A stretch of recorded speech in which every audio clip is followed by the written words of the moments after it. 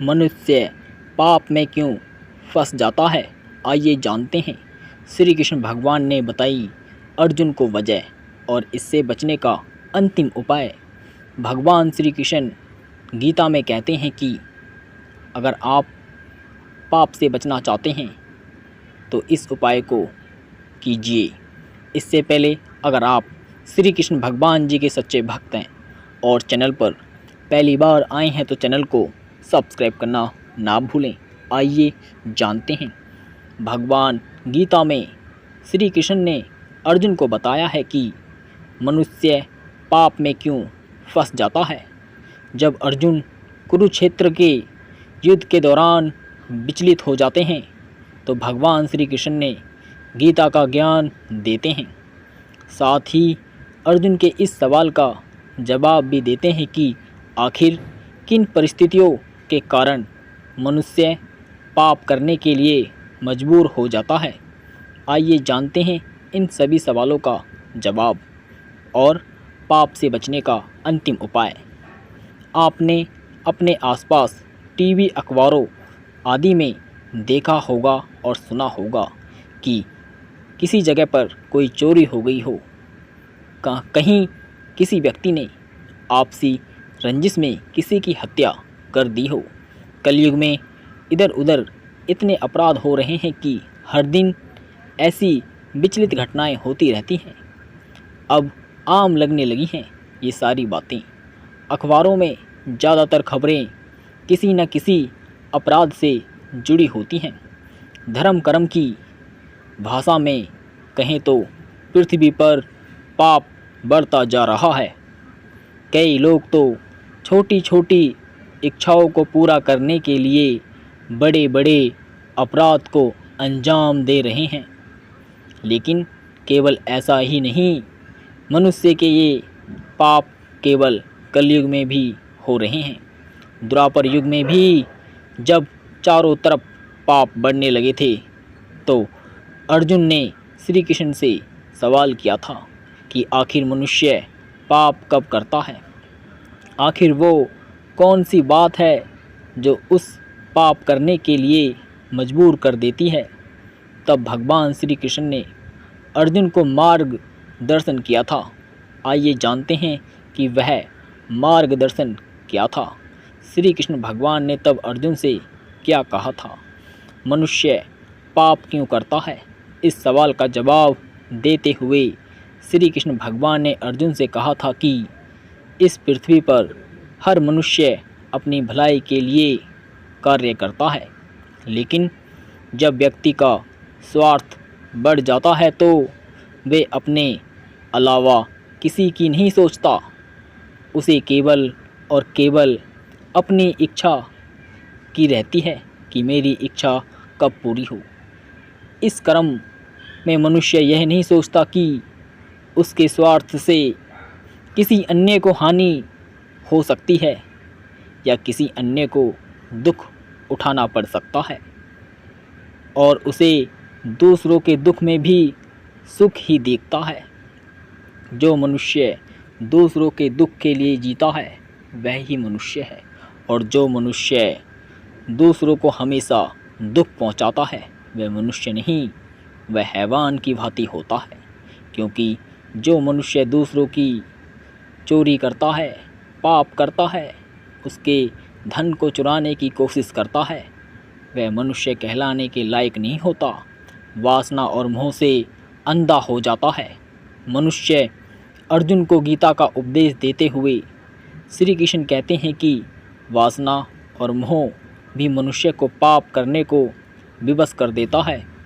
वासना का अर्थ है कि किसी भी अन्य मनुष्य को किसी वस्तु की तरह उपभोग करने की इच्छा होती है। जिस तरह कोई बालक किसी खिलौने के लिए मचल उठता है और जब तक उसे वो खिलौना ना मिल जाता तब तक वह बच्चा रोता ही रहता है, और जैसे ही वो खिलौना उसको मिल जाता है तो वो शांत हो जाता है। उसी तरह व्यस्त होने पर भी किसी दूसरे मनुष्य को नैतिकता और संवेदनशीलता से परे जाकर उसे उपभोग करने की इच्छा से भी मनुष्य को पाप करने को विवश करती है। व्यक्ति किसी वस्तु या मनुष्य के प्रति मोह बन जाता है और उसे पाने के लिए अंधा हो जाता है। चाहे उसके लिए वह कुछ भी कार्य करे, लेकिन वह उस कार्य को करके ही सांस लेता है और वह उसकी वजह से बहुत बड़ा अपराध कर बैठता है, यानी कि पाप कर चुका होता है। क्रोध से बंद हो जाती है बुद्धि। क्रोध आने की कई स्थितियाँ होती हैं, कई परिस्थितियाँ होती हैं। कई बार अत्यंत पीड़ा भी क्रोध का कारण बनती है, लेकिन क्रोध से व्यक्ति को कुछ भी सही नहीं सोच पाता। जब हमें क्रोध आता है तब हम और भी ज़्यादा क्रोध करते हैं और उस क्रोध की वजह से हम कुछ भी अच्छा नहीं सोच पाते। कुछ देर के लिए ही सही, लेकिन उसकी बुद्धि बंद हो जाती है और वो कुछ भी सही दिशा में नहीं सोच पाता। जिस तरह धुआं अत्यंत होने पर अग्नि कुछ देर के लिए ढक जाती है और सही स्थिति का पता नहीं चल पाता, उसी तरह क्रोध भी एक धुएं की तरह होता है, जिसकी अति होने पर आसपास मौजूद कुछ भी चीज़ नज़र नहीं आती। कूठा जन्म देती है बुरी भावना। श्री कृष्ण भगवान कहते हैं कि मनुष्य के नकारात्मक गुणों से कूठा भी शामिल है। मनुष्य जब कुटित होता है तो बुद्धिमान, ज्ञानी और सभ्य मनुष्य को भी अपने से नीचे समझने लगता है। कुटित व्यक्ति में प्रतिभा की कमी होती है, इसीलिए वे अपने सामने किसी भी प्रतिभाशाली मनुष्य को सहन नहीं कर पाता। वे अपने आप को सर्वश्रेष्ठ दिखाने के लिए उस प्रतिभाशाली मनुष्य का बार बार अपमान करता है और उसे किसी तरह से मूर्ख सिद्ध करने में लगा रहता है।